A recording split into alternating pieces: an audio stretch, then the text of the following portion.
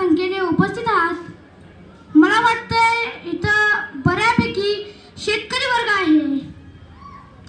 मग मी सुद्धा एक शेतकरी पुत्रच आहे आणि शेतकरी बापाच्या व्यथा मी आपल्या समोर मांडत आहे। त्याला तुम्ही सर्वजण टाळ्याच्या गजरात प्रतिसाद द्यावा।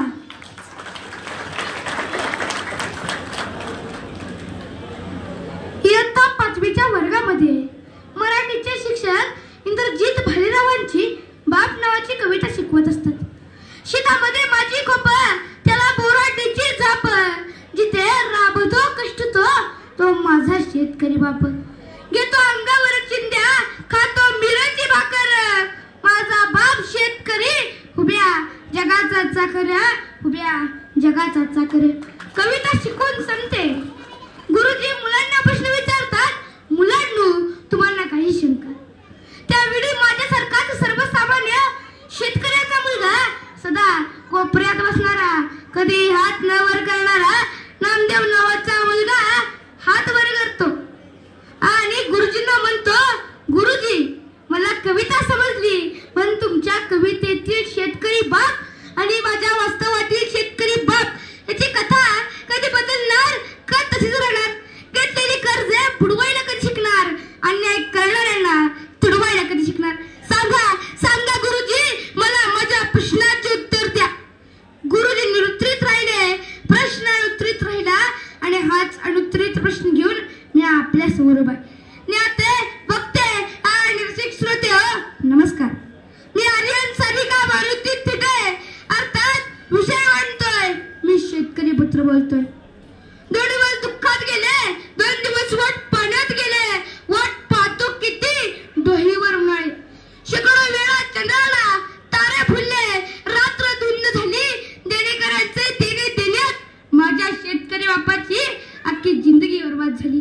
आणि आज अशीच अवस्था इथल्या प्रत्येक शेतकरी बापाची झाली, कारण माझ्यासारख्या शेतकऱ्याच्या मुलाला शेतातील पिकाचा हमीभाव हा मिळालाच पाहिजे। कारण आज एखादी पिढी जन्माला येत असताना त्याच्या डोक्यावर कर्ज ठेवून जन्माला येताना तुम्हाला मला दिसून येत आहे। सर मध्यंतरी मराठवाड्यात विद्यापीठाच्या नावाखाली एकूण 300 एकर शेतकऱ्यांची जमीन बळकावून घेतली। आज ती जमीन जशीच्या तशी एखाद्या मेलेल्या अजगराप्रमाणे पडून आहे। तिथल्या शेतकऱ्यांनी कित्येकदा विनवण्या करून सुद्धा ती जमीन त्यांना कसण्यासाठी दिली जात नाही। ह्या दोघांमध्ये द्वंद्व वाढताना उत्तम काबळे फार सुंदर म्हणतात, ही पोरं लढतात, लढून सुद्धा हरतात आणि 47 अंश तापमानामध्ये जमीन कसण्याची स्वप्न पाहतात। तिच्याही पुढे बघितले तर असे लक्षात येते पी सैनाथ यांच्या महाराष्ट्र मशानभूमी ह्या पुस्तकात एका विदर्भातील शेतकऱ्याची मुलाखत घेताना पत्रकारांनी त्याला विचारले, तू पुढच्या जन्मात कुठे व कशाचा जन्म घेणार आहेस?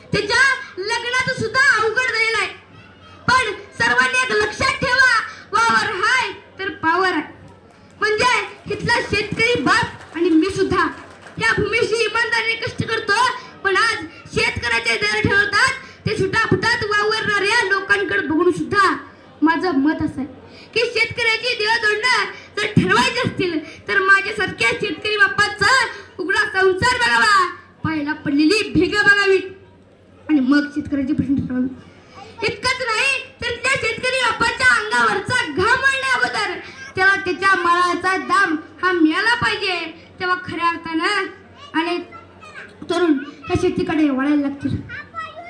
सर, एकीकडे मोदी इस्रायलचा दौरा करायला लागतात, तिथल्या आधुनिक शेतीला पुरस्कार करायला लागतात। इस्रायलने जे आधुनिक शेती करण्याचा अभ्यास आणि तंत्रज्ञान ह्या महाराष्ट्राच्या मातीमध्ये निर्माण व्हावं।